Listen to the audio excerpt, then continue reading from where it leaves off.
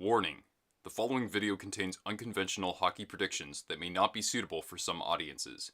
Said predictions may lead to unsafe levels of confusion and salt. Viewer discretion advised. Hey everyone, this is Nick with Twisted Wrister Hockey, and welcome to my Pacific Division preview. As you recall from last season, Vegas ran away with the division, finishing with 109 points. Anaheim and San Jose were once again in the playoffs. LA snuck back in, and even during the offseason, we saw a couple other teams get stronger. So we're going to break that down in just a little bit. Now, obviously, as you see from the shirt here, and as you know with me, I am a huge San Jose Sharks fan, so I will admit that I do have a pretty strong bias coming into this, but I tried to be objective, look at statistics. If you haven't already, please check out my other division previews for the Atlantic and the Central divisions. I have one more video coming up after this in which I'll preview the Metropolitan division. Anyway, everybody, without further ado, let's go. Okay, everybody, let's get started. But before I go ahead and actually give my predictions, I just want to show you what a foundation was for forming my predictions in the first place. So in this here table, you see the statistical rankings across a variety of categories.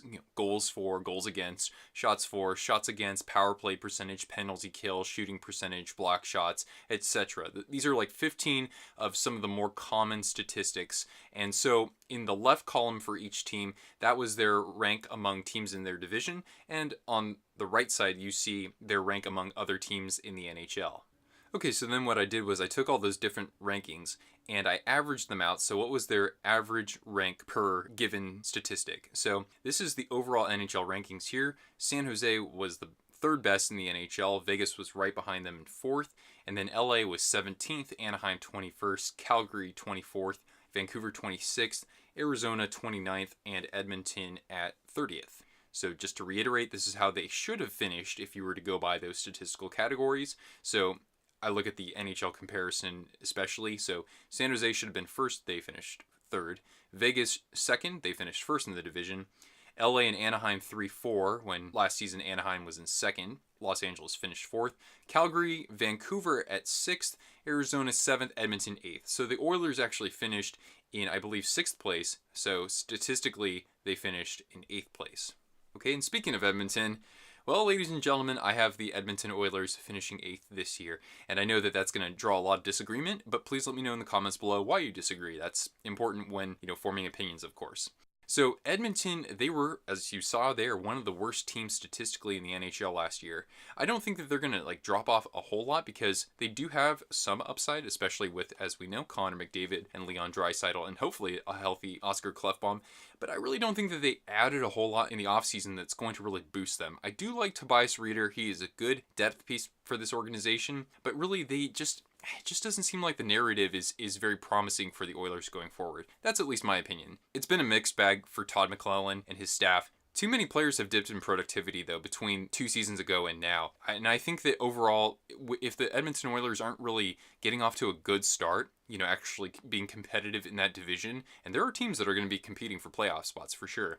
Well, I just don't know if that coaching staff or the GM, Peter Chiarelli, are going to be around for much longer. You look at their special teams, and they were just absolutely horrendous. Look at that column there. Power play, they were bad. Face-offs, they were bad. Penalty kill, they were bad. They took too many penalties. I think the defense is potentially on the rise if Oscar Klefbom is healthy and he kind of returns to form for what he was able to produce 2 years ago offensively. And Darnell Nurse, I think, is emerging very well as a shutdown defenseman. But Andre Sekera is out with an injury. I don't see a ton of scoring outside of Klefbom. Adam Larsson, I know some people are upset with his performance thus far. I think he's okay. I just think that there are too many holes on this team and that Connor McDavid, he can't solve all of those himself. I know he's McJesus, but I just don't know if Cam Talbot's going to return to form from 2 years ago. I like Ryan Nugent-Hopkins. He was on pace for 63 points last season, so I think he's due for another solid year. He's entering his prime here. But other than that, where's the depth going to come from? Ty Rattie, Kyler Yamamoto, Jesse Puljujärvi.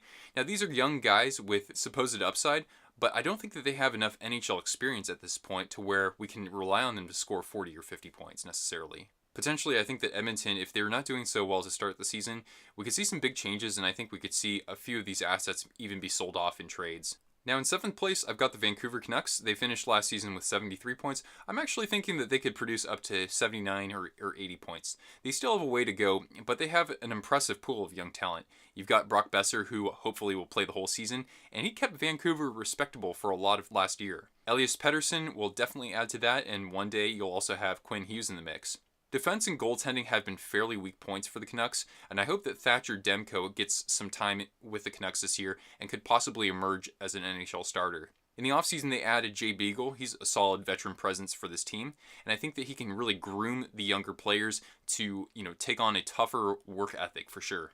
And even though he has kind of a bad contract, Louis Eriksson improved his scoring margin last year, and he's actually an underrated two-way forward. He's got very good Corsi, very good takeaways to give away, so, don't sleep on him entirely. Alex Edler has been the defensive rock for this team. He had a career year in block shots and hits. Derek Pouliot is a guy who can add some scoring on the blue line and on the power play as well. So in contrast to Edmonton, I see that Vancouver is collectively more on the rise. I think that they wouldn't trade their young talent even if they're not competing for a playoff spot. They could possibly sell off a guy like Jay Beagle or Pouliot. I think they'd have good trade value, but they're not necessarily a cornerstone for the future. In 6th place, I've got the Anaheim Ducks. Now, some analysts out there think that they're still capable of winning the division. Other people have them sliding this far or even as far as 7th. I just don't think that they've done enough to improve their scoring in the offseason. Corey Perry is aging and declining, but Ryan Getzlaf, he's still a great player. He averaged over a point a game last year. He had 57 block shots in 56 games. That is probably one of the best among forwards in the NHL, but he didn't have any power play goals. You can see here that their power play percentage ranked among NHL teams as a C-. I definitely like Jakub Silfverberg. His points were down from last season, but he's a very solid shot blocker.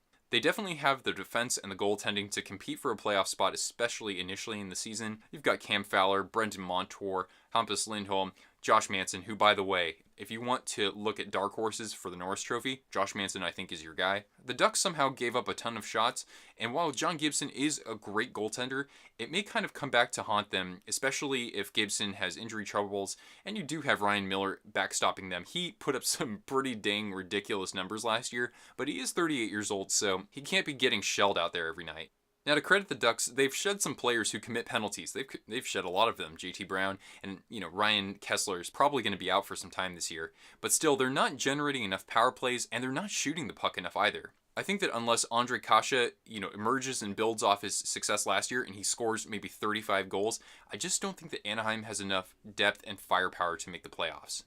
Just ahead of the Ducks, I have the Arizona Coyotes. Now, I thought Arizona was going to be a playoff team last year. They certainly proved me wrong the first 2/3 of the season, but they had an excellent second half. Now, that doesn't take away from some of these Reds that you see here on the screen, but check out what they did in the offseason. These were some of the holes that they needed to fill. Goals for, generating shots, forcing takeaways, winning faceoffs, capitalizing on the power play. So here are their acquisitions. Michael Grabner gives them shots, goals, takeaways. He has averaged 27 goals in the past 2 seasons, over 260 shots generated, a shooting percentage of over 16%. That's excellent.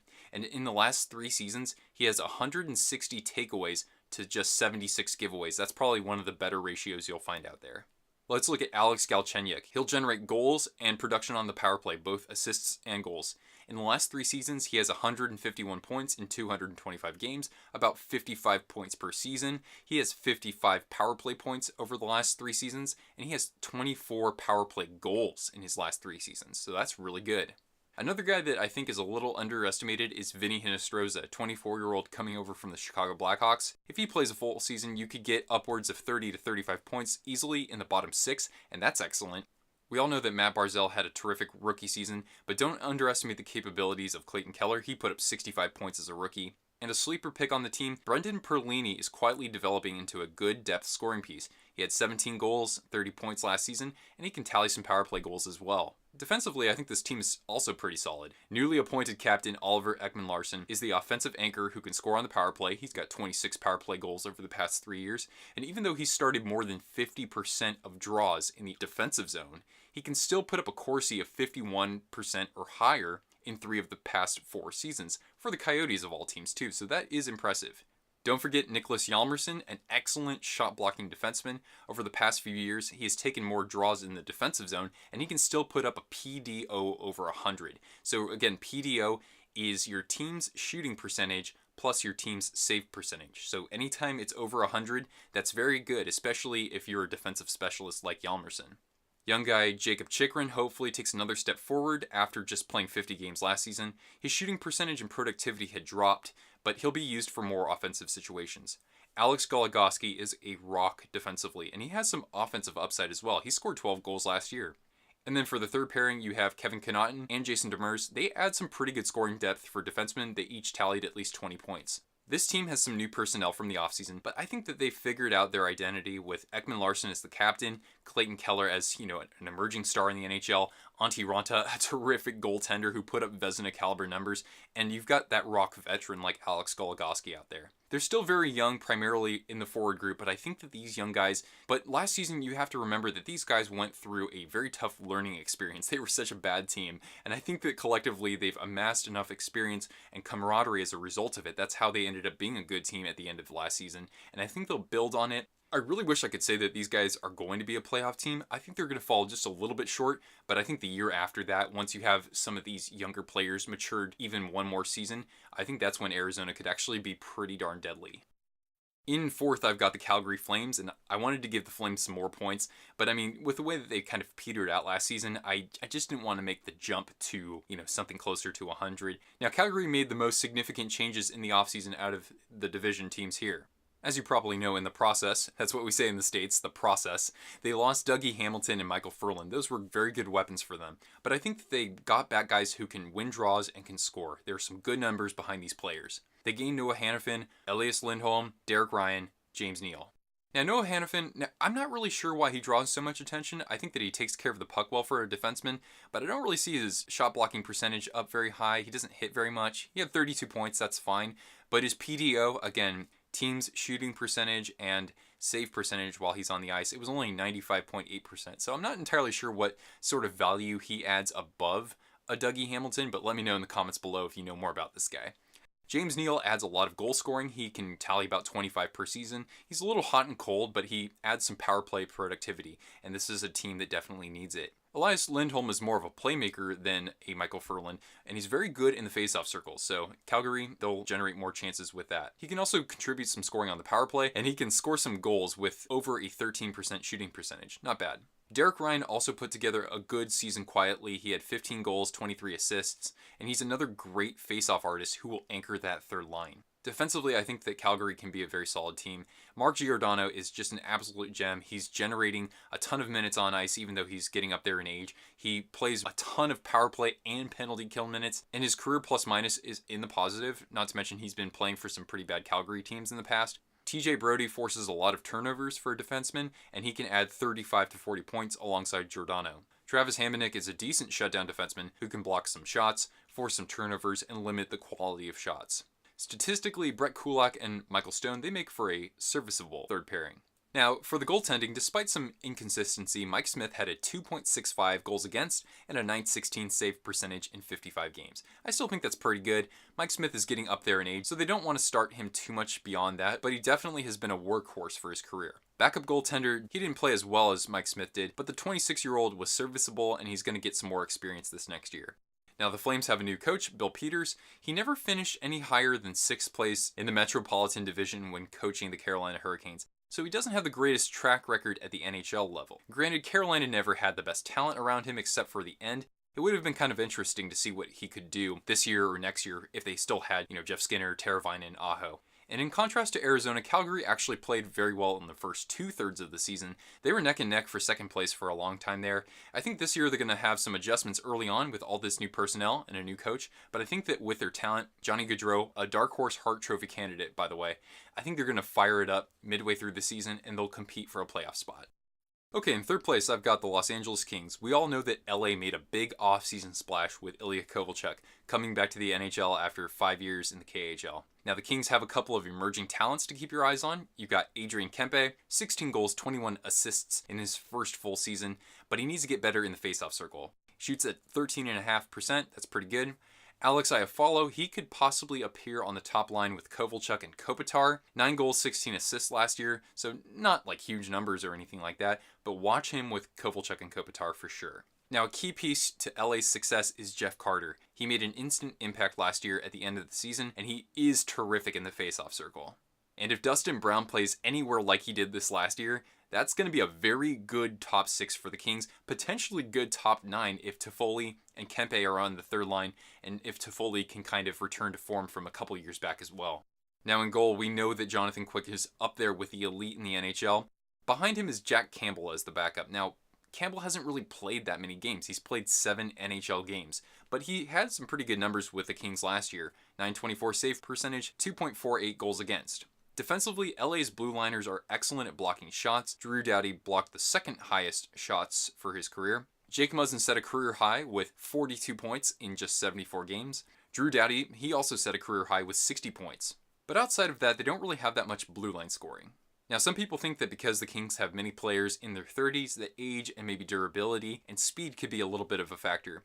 6 of their players are 33 years or older, but a lot of them actually played a good amount during this last season.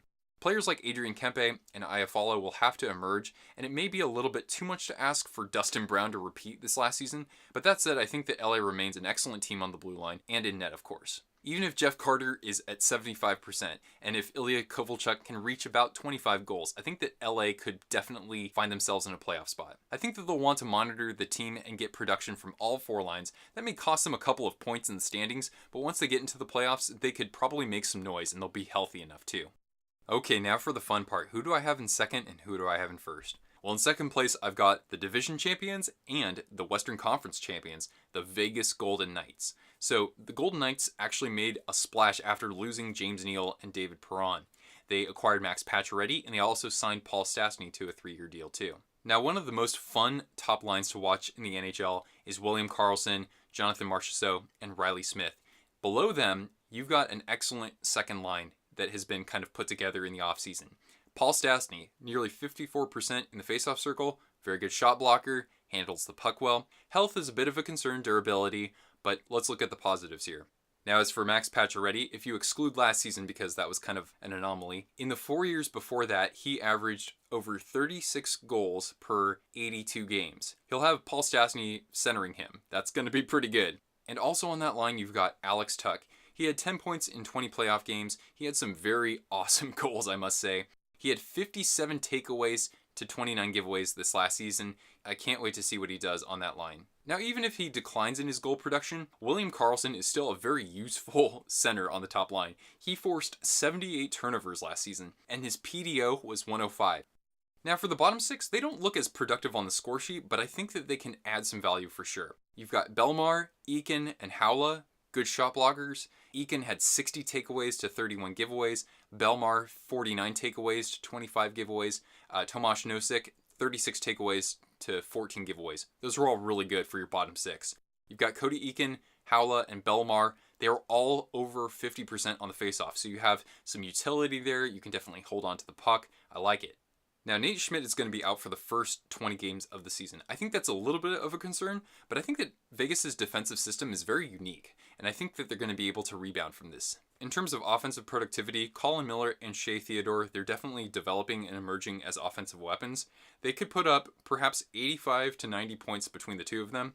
And then you've also got Brad Hunt as a possible option as well. And then you've got Braden McNabb and Derek Engelland for your shutdown defensemen. Derek Engelland is a heart and soul leader for this team. Braden McNabb, he had 176 blocks, 225 hits, a Corsi of 51, and a 102.6 PDO. So that's a really good season for him. So I think that Vegas is going to be okay on the blue line. Marc-Andre Fleury produced some of his best career goaltending when he was with Vegas last season. Health and controlled starts are going to be very key for him this season. Maybe 56 starts, about there. Malcolm Subban played very well in 22 games, 910 save percentage, 2.68 goals against. That's pretty good for a backup, so I think that Vegas is going to be a solid team. I think they might regress just a little bit. I mean, last year was just magical beyond belief, but I think that I have a lingering suspicion that they could do it again. Okay, and that leaves one more team, the San Jose Sharks. I think that they're going to win the Pacific Division. They haven't won it since I think 2010 or 2011, so it's been a long time. They are definitely due. I've got them finishing with 107 points. Now, I wouldn't have predicted them to finish with quite as many, but they got this guy named Erik Karlsson, and I think he's going to be a pretty big difference maker. Now, he's not defensively elite, but he has vastly improved his shot blocking over the past couple of seasons, and he can definitely force turnovers. His relative Corsi was 6.4% higher than his team average last season. So in other words, when he's out there, the team is generating a lot of shots and giving up fewer shots, and that's at a 6.4% better rate than the rest of his team. I don't really know how to explain it, but that's actually a very important number. Other than that, the Sharks didn't really get anybody else in the offseason. They lost a lot of players, but some of them were kind of dead weight, or they were, guys who weren't really playing later in the season or in the playoffs. They lost a little bit of depth scoring with Mikkel Bodker, but he didn't pan out the way that they were hoping for. They just lost Chris Tierney, a very good playmaker and defensive forward for them. Dylan DeMello, kind of depth defense as well. But I think that San Jose has the pieces that they need to kind of round out their forward and defense groups. I mean, San Jose did a great job overcoming the loss of Patrick Marleau last season. Timo Meier and Tomas Hertl, definitely they stepped in there. Kevin Labanc too. And even Joe Thornton when he was healthy. Just looking at the numbers here, the Sharks are a very solid, balanced team. They're solid on faceoffs. The forwards are statistically maybe the best shot blockers in the NHL. A key piece of that is Tomas Hertl. He has to take another step in his offensive productivity, but man, when he gets into the playoffs, that guy is just a beast. If he's playing with Logan Couture and Timo Meier, I see some very good numbers ahead for him. He had 60 takeaways, 71 block shots. I think that he could almost be in the Selke conversation with those numbers. Now at the trade deadline, the Sharks also acquired Evander Kane. His presence instantly struck a chord. The locker room just embraced him from the moment he came to San Jose, and Joe Pavelski especially benefited from having Kane on his line. So he's in the last year of his contract, so this is very important in terms of his chemistry with Evander Kane and putting up some goals. Defensively, the Sharks are still pretty solid even though DeMello's gone. Brent Burns, he definitely gives the puck away, but he actually forces takeaways as well. Now, I'm not sure how the defensive pairings are going to work out, but Joakim Ryan could still potentially play with Brent Burns, and I think that he has a big role because Burns is more of a rover, not really a true defenseman. So Joakim Ryan, he has to know when to get back on defense, when he needs to pull back, and I think that he has some capabilities there.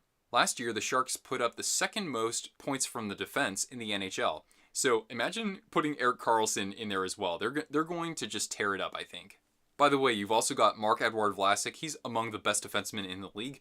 In his career, he has started in the defensive zone 54.5% of the time. He has a 52.1 Corsi and a plus 138, and that's going up against the NHL's top lines. He had a career high in blocks last year, and he also added 32 points. Now in goaltending, Martin Jones fought through some injuries in the first half, and he played better in the second half. He's not amazing in the regular season. He's fine, he's serviceable, but in the playoffs, that's where he shines. He has a 2.07 goals against, .926 save percentage in the postseason. Aaron Dell is a rock of a backup, and should Jones go down, or if he struggles, I think that Dell could fit in just fine. A big concern for the Sharks is the health of Joe Thornton. He was playing very well last season. He had 13 goals before he went down, and Joe, as we know, he doesn't really shoot the puck that much. He had 9 power play goals, and the power play declined a whole lot. They were only 15 of 91 when he was out with injuries. I think that having Erik Karlsson out there is only going to make things better and take some pressure off of Brent Burns too. The Sharks have a few other guys in their 30s, Marc-Edouard Vlasic, Justin Braun, Joe Pavelski, but these guys actually played full seasons last season. I think that they're going to be okay. Okay, everyone, so that's going to do it with my predictions. Again, everybody, let me know what you think I got right, what you think I got wrong in the comments below. If you enjoyed this video, feel free to give it a like and subscribe to my channel if you haven't already. I'm putting out videos twice a week on oddball hockey topics, jersey unboxings, homebrewed statistical analyses, and more. This is Nick with Twisted Wrister Hockey. Thanks for tuning in, and I'll see you again soon.